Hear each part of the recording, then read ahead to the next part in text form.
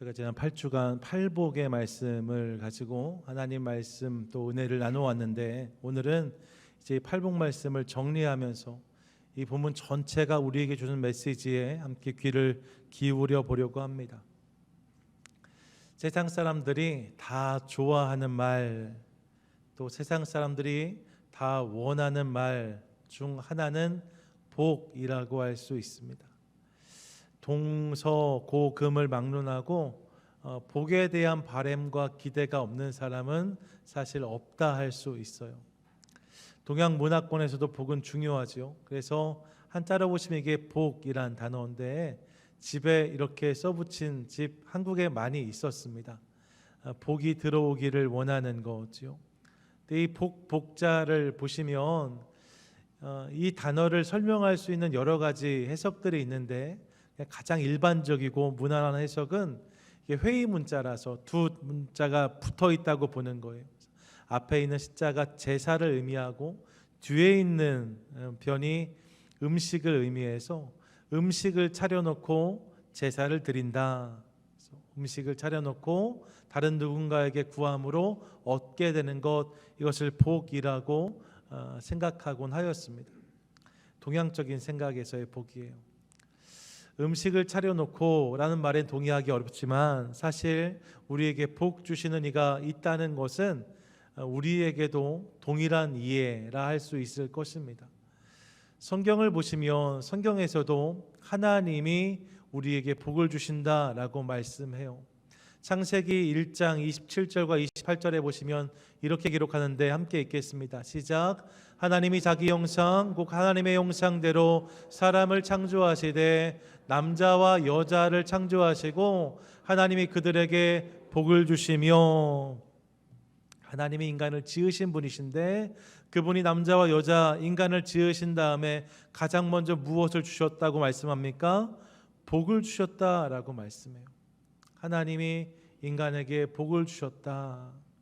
또 인생의 지혜를 담고 있는 시가서 가장 앞부분이라 할 수 있는데, 시편의 1편 1절은 이렇게 시작되어집니다.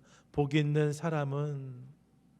인생에 있어서 복에 대해서 생각하고 기억하는 것이 지혜의 시작이라고 성경이 말씀하는 거예요. 그런가 하면 지난 8주 동안 우리가 살폈던 말씀이지요.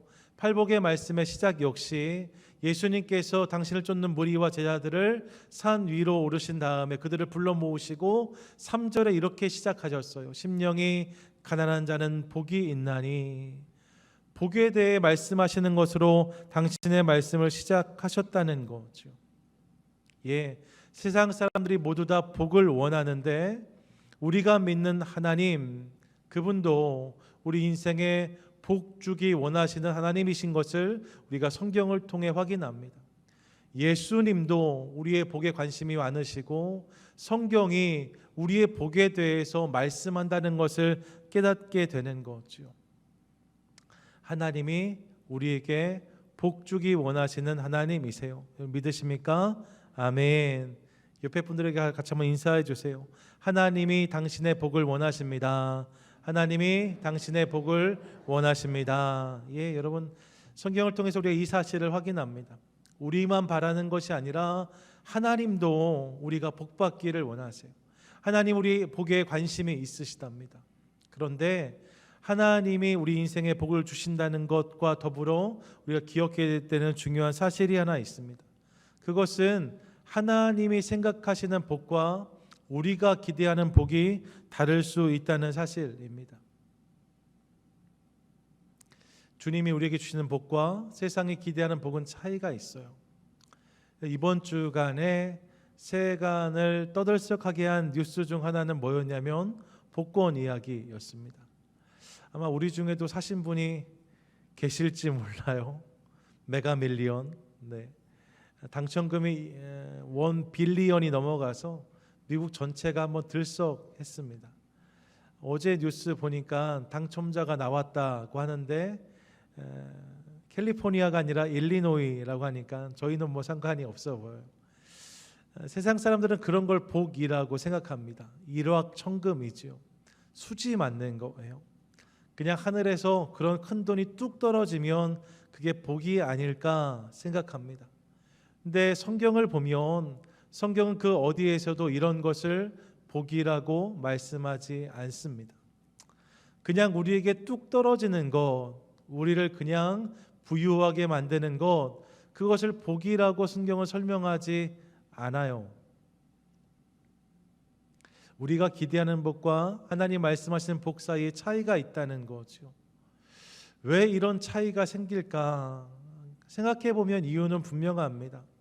사실 우리가 이 땅에서 살면서 인생이 기대하는 복은 찰나의 인생을 살면서 이 땅이 전부인 줄 알면서 기대하는 복이에요. 그게 우리가 바라보는 복인 거죠. 찰나의 인생을 살면서 이 땅을 전부라 여기고 생각하는 복, 그게 우리가 생각하는 복입니다. 그러니까 돈, 건강, 명예 같은 것들을 우리가 복으로 여기는 거죠. 하지만 여러분, 하나님은 그렇지 않으십니다. 하나님은 찰나를 넘어 영원에 계신 분이시고 이 땅을 넘어 온 세상 만물 우주를 주관하시는 분이십니다. 그렇게 그분은 진짜 복을 아세요. 그분이 바라보는, 그분이 말씀하시는 복이 진짜인 거죠. 이는 마치 어린아이가 받기를 원하는 것과, 아이가 받기 원하는 것과 어른이 그 아이를 위해서 주려고 하는 것이 다를 수 있다는 것과 일맥할 수 있어요. 아이들은 그만큼을 알기 때문에 자기에게 가장 필요한 거, 그거를 그때만 달라고 해요. 당장 과자 하나, 캔디 하나가 중요한 거죠. 하지만 어른들은 다 그렇지 않을 수 있지만 그래도 인생을 조금 더 살아냈으니까 좀 더 긴 시간 속에서, 좀 더 넓은 세상 속에서 그 아이를 위해서 가장 필요한 것이 무엇인지를 알아요. 결국 아이가 원하는 것이 아니라 어른이, 부모가 주기 원하는 것이 제대로 그 아이에게 주어질 때에 바르게 건강하게 성장하는 아이들을 볼 수 있습니다. 하나님의 복과 세상의 복도 마찬가지죠. 결국 어떤 복이 진짜일까? 두말하면 잔소리입니다. 세상이 권하고 말하는 복보다 영혼 속에 계시고 온 세상을 다스리시는 하나님, 그분이 말씀하시는 복이 진짜겠죠. 그 복이야말로 우리를 진정으로 행복하게 하겠죠. 그러므로 사랑하는 여러분, 세상이 우리에게 말씀하시는 복을 넘어서 하나님이 우리에게 약속하시는, 하나님이 우리에게 보여주시는 그 복을 사모하고 또 경험하는 복된 성도 저와 여러분, 우리 모두가 되시기를 주님의 이름으로 간절히 축원드립니다. 아멘. 하나님의 복이 필요합니다. 그런 맥락에서 지난 8번의 말씀들은 예수님이 전해주신 복 있는 인생에 대한 말씀이라고 할 수 있습니다. 이제 이 말씀의 결론을 맺어보기 원하는데, 여러분 지난 8복의 말씀 다 기억나세요? 8가지의 복을 말씀했어요. 첫 번째가 심령이 가난한 자였습니다. 두 번째는요, 애통하는 자였습니다. 세 번째는요, 온유한 자를 나눴어요. 네 번째는요, 의에 줄이고 목마른 자에 대해서 생각했습니다. 다섯 번째 시간에는 긍휼히 여기는 자를 함께 나누었고, 그 다음 시간에는 마음이 청결한 자, 그 다음에는요, 화평케 하는 자, 그리고 의를 위하여 핍박받는 자까지 8가지의 모습을 우리가 함께 살폈습니다. 예수님께서 이 8가지의 모습이 이 땅을 살아가는 복 있는 자의 모습이라고 말씀하세요. 심령이 가난한 자, 애통하는 자, 온유한 자, 의에 줄이고 목마른 자, 긍휼히 여기는 자, 마음이 청결한 자, 화평케 하는 자, 의를 위하여 핍박받는 자가 복 있는 자라는 거죠. 이 말씀을 설교를 진행하던 중에 전반부와 후반부로 나누었어요. 기억해 보시면 전반부는 앞에 4가지, 파트 1이었습니다. 뒤에 있는 4가지 복이 파트 2라고 할 수 있어요. 이게 후반부 복인 거죠. 먼저 전반부 복을 생각해 보시면 가장 먼저 나눈 게 심령이 가난한 자였습니다. 심령이 가난한 자는 어떤 자예요? 마음이 부도가 난 사람이에요. 그냥 적당히 부족합니다가 아니라 내 힘으로 내 인생을 건사할 수 없습니다. 나는 아무것도 아닙니다. 나는 파산입니다. 라고 고백하는 자, 나의 마음을, 그가 심정이 가난한 자였습니다. 그런 자가 천국을 그들의 것으로 누린다 말씀했어요. 두 번째가 애통하는 자였죠. 애통하는 자는 이 애통이 죽음으로 인한 슬픔이라고 말씀드렸습니다. 여러분, 죽음으로 인한 슬픔이 애통이래요. 누가 죽었어요? 누가 죽었어요? 내가 죽었어요. 죄로 인하여서 죽을 수밖에 없는 나를 발견하고 그 나로 인하여서 눈물을 흘리는 자, 그가 애통하는 자였습니다. 이들에게 어떤 은혜가 주어집니까? 그들이 위로를 받는다라고 말씀합니다. 하나님께서 그들을 곁에 두신다라고 말씀드렸어요. 세 번째가 온유한 자였습니다. 온유한 자는 어떤 자입니까? 이 온유가 하나님의 다스리심, 하나님의 통치 안에 머무는 삶의 태도라고 말씀을 드렸어요. 잘 조절이 되는 것, 잘 다스려지는 것, 길들여진 것, 이게 온유란 단어의 의미였습니다. 그래서 하나님의 다스리심 안에 머무는 자의 모습이 온유라고 말씀드렸어요. 그들이 땅을 기업으로 받는다, 주님 말씀하셨습니다. 결국 이 땅의 승리자가 누구냐? 그 하나님을 붙잡은 자들이 이 땅의 승리자다라는 말씀이었어요. 그리고 나서 의에 줄이고 목마른 자, 이 의가 하나님이라고 말씀드렸습니다. 그 하나님을 향하여서 목마름과 주림을 가지고 있는 자, 그들이 결국 배부르게 된다고, 하나님께서 저들을 만족시켜 주신다라고 말씀을 드렸어요. 이게 전반부의 네 가지 복의 내용이었습니다. 이 복을 대하면서 우리가 먼저 깨닫게 되는 중요한 사실이 한 가지 있습니다. 그게 뭐냐? 여러분 보세요. 네 가지 복을 말씀하는데 네 가지 복이 있는 인생이 누리는 복의 결론이 뭐냐? 사실 그 복이 다 하나님과의 관계 속에서 주어지는 것임을 우리가 깨닫게 됩니다. 천국, 하나님 나라를 누리게 되는 것, 하나님 곁으로 가서 그분의 위로를 경험하는 것, 그분이 우리를 승리케 하시는 것, 그리고 그분으로 만족하게 되는 것. 결국 여러분, 이 네 가지 복된 인생이 누리는 복의 결정체는 어디에 있는가? 어디에 있어요? 하나님께 있는 거예요. 그러니까 이 사복은 결국 이 사복의 모습을 통하여서 하나님이 우리의 복이신 것을 증거합니다. 한번 따라 하시죠. 하나님이 우리의 복이십니다. 하나님이 우리의 복이십니다. 여러분, 이 사복이 우리에게 이것을 보여주는 거예요. 복은 다른 것이 아니랍니다. 하나님, 그분이 복이신 거예요. 심령의 가난함을 통하여서, 애통함을 통하여서, 온유함을 통하여서, 의에 줄이고 목마름으로 결국 주님께 더 가까이 나아가는 것, 주님을 더 풍성히 누리는 것, 그게 복이래요. 왜요? 하나님이 복이시기 때문에 우리가 이 사실을 깨달아요. 아, 하나님이 복이시구나. 하나님이 주시는 어떠함을 넘어서 하나님, 그분이 복이신 것을 깨닫습니다. 더불어 본문을 보시면 이 네 가지 복이 서로의 상관관계가 존재했어요. 어떤 관계입니까? 심령이 가난한 자가 애통하는 자가 될 수 있어요. 내 힘으로 아무것도 할 수 없음을 깨달은 자가 비로소 자신이 죄로 인하여서 죽을 수밖에 없다는 사실을 인정함으로 눈물을 흘리게 되는 거죠.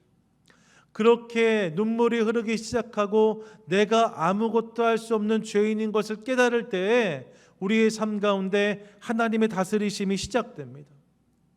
내가 살아있을 때가 아니라 내가 죽을 때 그분이 내 안에 사시는 거죠. 이게 온유한 자입니다. 그렇게 주님의 다스리심을 경험하기 시작할 때 우리는 주님의 다스리심을 더 사모할 수 있어요. 여러분 가만히 보면요, 은혜를 아는 사람이 은혜를 더 고파합니다. 은혜를 모르는 사람은 계속 은혜를 몰라요. 왜 그러냐? 여러분, 먹어본 사람이 잘 먹는다고 하잖아요.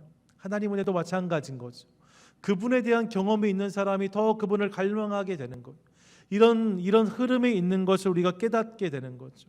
이 흐름을 보면서 우리가 깨닫는 두 번째 사실이 있어요. 그것이 무엇인가? 하나님이 우리에게 원하시는 신앙은 완료형 신앙을 넘어서 진행형 신앙이란 사실을 깨닫습니다. 한번 따라하시죠. 완료형 신앙을 넘어 진행형 신앙으로, 완료형 신앙을 넘어 진행형 신앙으로. 예, 여러분, 주님이 우리에게 이것을 원하신다는 사실을 깨닫습니다. 흔히 우리의 신앙을 한마디로 말하라고 하면 내가 예수를 믿고 구원받았다라고 정의하는 경우가 많아요. 예수를 믿고 내가 구원을 받았다, 맞지요? 중요한 겁니다. 주님을 믿고 내가 구원을 받는 것도 참 중요한 일입니다. 그런데 팔복의 말씀을 통해 예수님이 우리에게 보여주시는 복이 있는 인생의 모습은 그게 전부가 아니에요. 내가 구원을 받았다가 끝이 아니라 그 구원받은 것을 시작으로 해서 이제 점진적으로 더 깊이가 더해가고 풍성해지는 삶으로 우리를 초대하시는 주님의 음성을 듣습니다. 내 안에 있는 심령의 가난이 애통이 되어지고 애통이 온유로 나아가게 하고 우리 안에 있는 온유가 다시 주님을 향한 갈망으로 이어지는 이런 신앙의 과정을, 신앙의 프로세스를, 신앙의 풍성함을 주님이 원하신다는 거예요. 하나님이 우리 가운데 원하시는 신앙의 모습, 복된 신앙의 모습은 주님을 믿게 된 한 번의 사건으로 규정되는 것이 아니라, 내가 예수를 믿었습니다가 아니라 그것을 넘어서 이제 주님을 믿는 것을 시작으로 해서 그분과의 관계가 더 깊어지고 더 풍성해지는, 그래서 그 주님을 더 넓게 누리는 삶으로 우리가 나아가기를 원하신다는 거죠. 내가 예수를 믿고 구원받았습니다도 좋은 고백이고 귀한 고백이지만 그것이 전부가 아니라, 그렇게 내가 예수를 믿게 됨으로 이제 그분을 더 알게 되고 더 누리게 되고 더 풍성한 그분의 은혜를 깨닫게 되는 모습, 이게 주님이 우리 가운데 원하시는 신앙이라고 할 수 있어요. 그래서 어떤 의미에서 이를 성숙이라고 부를 수 있습니다. 주님은 우리 가운데 시작된 떨어진 복음의 씨앗이 그냥 그 씨앗으로만 머물러 있는 것이 아니라 내 삶에서 싹이 나고 줄기를 내고 잎을 내고 열매를 내어서 매일매일 우리 삶 가운데 그 풍성한 주님의 것들이 넘쳐나기를 원하세요. 무르익는 신앙을 기대하신다는 거죠. 그러므로 사랑하는 여러분, 이 사실을 기억하며 우리의 신앙이 정지 상태가 아니라 주님을 향해 나아가는 진행형의 상태로 바뀌어지는 은혜가 있게 되기를 간절히 소망합니다. 소망합니다. 아멘. 그럼 매일매일 이 은혜를 함께 사모하도록 하겠습니다. 내가 주님을 믿었다로 만족하지 마시고 내가 믿는 그 주님을 매일매일 더 많이 알아가고 더 풍성히 누리는 삶을 함께 사모하도록 하겠습니다. 내가 주님을 믿기 때문에 오늘의 삶이 다르고 내일의 삶이 다른 귀한 은혜를 갈망하는 우리가 되도록 하겠습니다. 주님께서 그 자리로 우리를 부르신다고 말씀하세요. 그래서 찬송가 421장 내가 예수 믿고서라는 찬양인데, 이 찬양을 보시면 내가 예수 믿고서 구원받았다라고 끝나지 않아요. 뭐라 고백합니까? 내가 예수 믿고서 죄사함 받아 나의 모든 것 다 변했네 라고 고백합니다. 예, 내가 예수를 믿으면 이런 일들이 벌어져야 된다는 거예요. 내가 예수를 믿고 죄사함을 경험하고 구원을 받아요.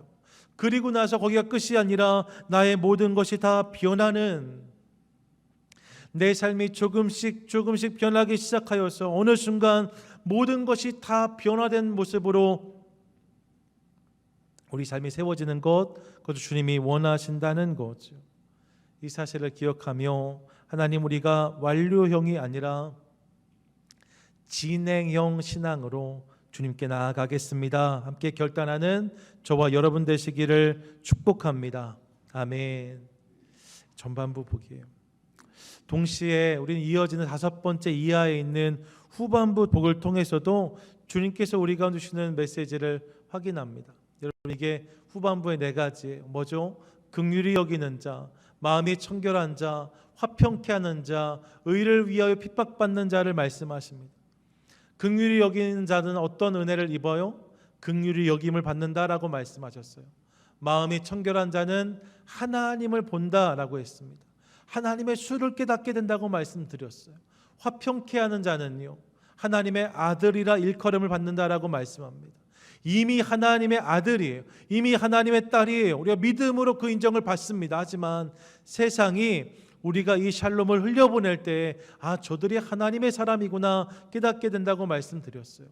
의를 위하여 핍박받는 자는 천국이 그들의 것이라고 말씀하셨습니다. 이게 후반부의 복이에요.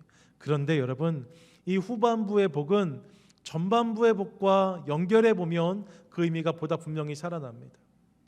전반부의 복과 후반부의 복을 붙여보면 앞에 있는 복과 뒤에 있는 복이 이어지는 것을 확인할 수 있어요. 먼저 긍휼히 여기는 자, 여러분 누가 긍휼히 여길 수 있어요? 심령이 가난한 자가 긍휼히 여길 수 있습니다.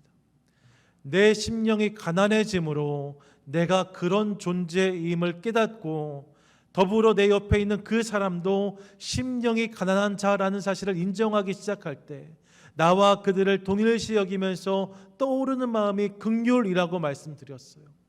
마음의 청결은 어떤 사람이 누릴 수 있습니까? 애통하는 자요. 마음을 볼 수 없다고 말씀드렸습니다. 마음을 내가 닦을 수 없어요. 하지만 내가 눈물을 흘리기 시작할 때 하나님이 우리 마음을 닦아주시는 거죠. 몸은 비누로 닦고 마음은 눈물로 씻는다라는 말이 있어요. 우리가 주님 앞에서 애통하는 자가 될 때에 그 눈물로 말미암아 하나님이 우리 마음을 청결하게 해주시는 거죠. 누가 화평케 하는 자가 됩니까? 온유한 자요. 내가 그분의 다스리심 안에 머물 때에 화평케 하는 것, 샬롬을 만드는 거라고 말씀드렸습니다. 온 땅에 하나님 통치가 임하게 하는 것, 어디서부터 시작되어져요? 내 삶에서 시작되어지는 거예요. 내 삶에서 내가 작은 샬롬을 경험할 때 이게 온유인데, 내가 하나님의 다스리심을 경험하기 시작할 때 내가 살아가는 모든 지경 가운데 같은 은혜가 흘러갈 수 있는 거죠. 누가 의를 위해 핍박받을 수 있습니까? 의에 줄이고 목마른 자가 그럴 수 있습니다. 그분을 사모하는 자가 그분으로 인한 불편함을 기꺼이 감당할 수 있는 거예요. 밭에 감추인 보화를 위해 자기 모든 것을 팔았던 사람처럼 예수 그리스도의 놀라움을 깨달음으로 이제 내 것을 팔아서 내가 주장할 수 있는 권리들을 내려놓고 내가 누릴 수 있는 좋은 것들을 포기하면서 주님을 위한 불편함과 수고를 감당할 수 있는 자가 된다는 거죠. 결국 여러분, 전반부의 복이 후반부의 복으로 이어지는 것을 확인해요. 이를 통해서 우리가 깨닫습니다. 무엇을 깨달아요? 주님은 복이 나에게서 남으로, 우리에게서 세상으로 이 복이 확산되기를 원하신다는 거예요. 한번 따라하시죠. 복의 확산을 원하십니다. 복의 확산을 원하십니다. 주님이 이걸 원하세요. 주님은 예수 잘 믿는 어떤 한 사람이 이 땅에서 잘 먹고 잘 사다가 주님 나라로 오는 것을 원하시는 것이 아니라, 예수를 내가 잘 믿게 되므로 나도 구원을 받고 내가 있는 모든 자들의 삶 가운데 그 하나님이 전달되기를 원하십니다. 복음이 전해지기를 원하십니다. 그 좋은 하나님, 인생의 참 복이신 하나님을 모두가 알고 누리게 되기를 원하시는 거죠. 이 사실을 우리가 깨닫습니다. 결국 팔복의 모든 말씀을 정리하면 이렇게 정리할 수 있어요. 첫째, 하나님이 우리의 복이시다라고 팔복은 말씀합니다. 결국 하나님과의 관계 속에서의 복을 설명하면서 하나님이 복이신 것을 드러내는 거예요. 둘째로요, 완료형이 아니라 진행형 신앙으로 우리를 초대하십니다. 내가 구원받았다, 이게 끝이 아니라 날마다 내가 주님을 더 많이 알아가고 더 풍성히 누리는 삶으로 우리를 초대하시는 거예요. 그게 진정 복이 있는 인생이라고 말씀하십니다. 세 번째로요, 나의 복이 모두의 복으로 확산되기를 원하세요. 나만 누리는 복이 아니라 내가 복이 되므로 그들에게도 그 복이 전달되기를 원하세요. 그래서 아브라함을 부르실 때 너는 복이 될지라 라고 말씀하시잖아요. 아브라함이 누군가에게 영향력을 끼칠 때 복이 될 수 있는 거거든요. 이 하나님은 그의 인생에만 복이 담기길 원하시는 게 아니라 그 복이 흘러가기를 원하세요. 복의 확산을 기대하시는 거죠. 팔복의 말씀을 통해 이 세 가지를 깨닫습니다. 하나님이 우리의 복이세요. 완료형이 아니라 진행형 신앙을 우리에게 요구하세요. 그리고 나의 복이 모두의 복으로 확산되기를 원하십니다. 이 사실을 기억하며 하나님, 이런 일들이 내 삶 가운데 일어나게 해주십시오. 우리의 삶 가운데 이런 이야기가 담겨지게 하여 주시옵소서. 함께 기도하고 응답받는 저와 여러분, 우리 모두가 될 수 있기를 간절히 소망합니다. 아멘. 이렇게 팔복을 정리했어요. 이렇게 팔복을 정리하고 나니까 결국 여러분, 이 모든 말씀이 나의 이야기가 되기 위해서 우리가 취해야 되는, 우리가 나아가야 되는 첫 번째 자리가 어디인지를 우리가 깨닫습니다. 그 자리가 어떤 자리예요? 심령이 가난한 자의 자리예요. 한번 따라 하시죠. 다시 심령이 가난한 자 되어, 다시 심령이 가난한 자 되어. 거기에서 이 이야기가 시작되는 거예요. 여러분, 다른 비결이 없어요. 우리의 심령이 가난해지기 시작할 때 이 하나님의 팔복의 이야기는 나의 이야기가 될 수 있는 거죠. 심령이 가난한 자는 복이 있나니. 그런데요, 심령이 가난한 자가 복이 있다, 주님 말씀하시는 것을 들으면서 성경 전체로 볼 때 이것이 놀라운 초대인 것을 깨닫습니다. 왜요? 여러분, 성경 전체의 큰 그림에서 보면 창세기에서요, 아담과 하와가 죄를 범하면서 하나님과의 관계가 깨어집니다. 그러면서 죄가 들어오고 에덴을 잃어버리게 되죠.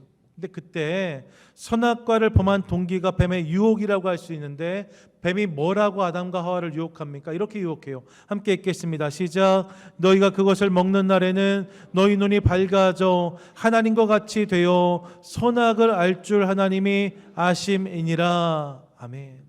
여러분, 아담과 하와가 어떤 괐에 넘어갔느냐? 이 괐에 넘어간 거예요. 어떤 괐이요? 하나님처럼 될 수 있다는 괐이요. 하나님처럼 될 수 있다. 내가 선악과를 먹으면 하나님처럼 될 수 있다. 스스로 하나님처럼 되려는 마음, 이 마음을 하이브리스라고 해요. 교만이라는 단어입니다. 이것이 아담과 하와에게 시작된 죄의 정체였답니다. 이걸 다른 말로 하면 스스로 부하게 생각하는 마음이라고 할 수 있어요. 스스로를 높게 여기려는 마음 말입니다. 여러분, 그 마음이 있을 때에 우리는 모든 것을 잃게 되었다라고 성경이 말씀하고 있어요. 아담과 하와는 이것이 자신들을 복으로 이끌어갈 줄 알았어요. 자신들이 하나님처럼 되려는 마음, 그 마음에 사로잡혀서 그 마음에 합하게 나아가면 결국 자신들이 하나님의 자리에 설 수 있을 거라고 생각했습니다. 스스로 마음이 부해지면 하나님처럼 될 수 있겠다 생각한 거지요. 하지만 아닌 것을 우리는 알아요. 하나님과의 관계는 거기에서 깨어졌습니다. 이를 통해서 그들은 복이 아니라 죄를 경험하게 되었습니다. 심령의 부함이 죄로 이어지고 이 죄로 말미암아 그들은 하나님과 에덴을 다 잃어버리게 되었어요. 심령의 부함이 복의 상실로 이어진 거죠. 심령의 부함이 복의 상실로 이어졌다. 이 맥락 속에서 주님의 주대는 놀라운 거예요. 주님 뭐라고 말씀하세요? 심령이 가난한 자는 복이 있나니 라고 말씀하십니다. 심령이 부해짐으로 모든 것을 잃어버린 우리를 향하여서 주님이 말씀하세요. 심령이 가난한 자는 복이 있나니. 심령의 부함이 아니라 심령의 가난함이 복의 시작이라고 말씀하십니다. 우리의 심령이 가난해질 때 잃어버렸던 하나님과의 관계가 회복되기 시작한다고 말씀하세요. 그런 자들의 삶에 복이신 하나님이 임하고 그들이 그 주님 안에 살아가기 시작할 때 그들 가운데 하나님 나라가 에덴이 회복된다고 말씀하시는 거죠. 그렇기에 심령의 가난함이 복의 시작입니다. 사랑하는 여러분, 이 사실을 함께 기억하기 원해요. 그런 맥락에서 팔복은 단순한 복을 넘어 회복을 향한 초대라고 할 수 있습니다. 하나님이 본래 우리를 지으신 모습, 본래 우리를 두셨던 자리, 그 자리로 돌아오라는 주님의 외침이에요. 그렇게 심령이 가난해지기 시작할 때 우리 삶 가운데 이런 놀라운 이야기가 담겨진다고 주님 말씀하고 계십니다. 바라기는 이를 기억함으로 심령이 가난한 자가 되어 하나님의 아름다운 이야기가 내 삶에서 다시 시작되어지는 놀라운 은혜를 누리는 저와 여러분 우리 모두가 되시기를 간절히 소망합니다. 여러분 어디로 가야 돼요? 심령이 가난한 자의 자리로 가야 돼요. 거기서부터 하나님이 다시 시작하겠다 하십니다. 바라기니 말씀을 새김으로 하나님 그 자리에 내가 서기를 원합니다. 그 자리에 내가 있기를 원합니다. 하나님 당신과의 아름다운 이야기가 우리 삶에도 시작되게 하여 주시옵소서. 구하고 응답받는 저와 여러분 우리 모두가 되시기를 주님의 이름으로 간절히 축원드립니다. 아멘.